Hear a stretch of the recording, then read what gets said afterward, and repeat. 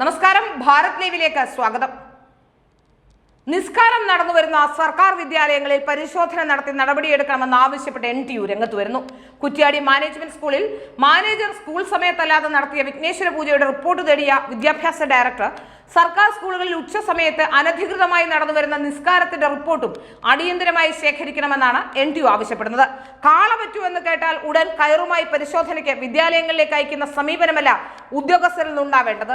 ലോക്സഭാ തെരഞ്ഞെടുപ്പ് അടുത്ത സമയത്ത് മതന്യൂനപക്ഷങ്ങളുടെ വോട്ട് കൈവശപ്പെടുത്താനുള്ള രാഷ്ട്രീയ ഗിമ്മിക്കുകൾ നടപ്പിലാക്കാനുള്ള ഇടങ്ങളാകരുത് വിദ്യാലയങ്ങളെന്ന് NTU സംസ്ഥാന general secretary T. Anoop Kumar പ്രസ്താവനയിൽ ആവശ്യപ്പെട്ടു.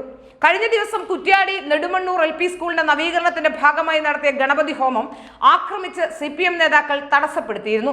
ചൊവ്വാഴ്ച വൈകിട്ട് 6:30ഓടെയാണ് നെടുമണ്ണൂർ LP സ്കൂളിൽ മാനേജറുടെയും നേതൃത്വത്തിൽ പൂജകൾ നടന്നത്. പൂജാവേളയിൽ സ്കൂൾ ഹാളിലേക്ക് CPM ബ്രാഞ്ച് സെക്രട്ടറി VK കരുണന്റെ നേതൃത്വത്തിൽ എത്തിയ 100ഓളം നേതാക്കൾ ഇരച്ചു കയറുകയും പൂജ നിർത്താൻ ആവശ്യപ്പെടുകയും ചെയ്തു.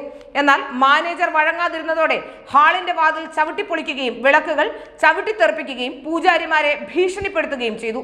സ്കൂളിൽ നടക്കുന്നത് RSS ആയുധ പൂജയാണെന്ന് ആരോപിച്ചാണ് പ്രശ്നങ്ങൾക്ക് തുടക്കമാകുന്നത്. അക്രമത്തിൽ സ്കൂൾ ജനലുകൾ, വാതിൽ, വൈദ്യുതി വിതരണ മീറ്റർ, ബോർഡ് എന്നിവ നശിപ്പിച്ചു.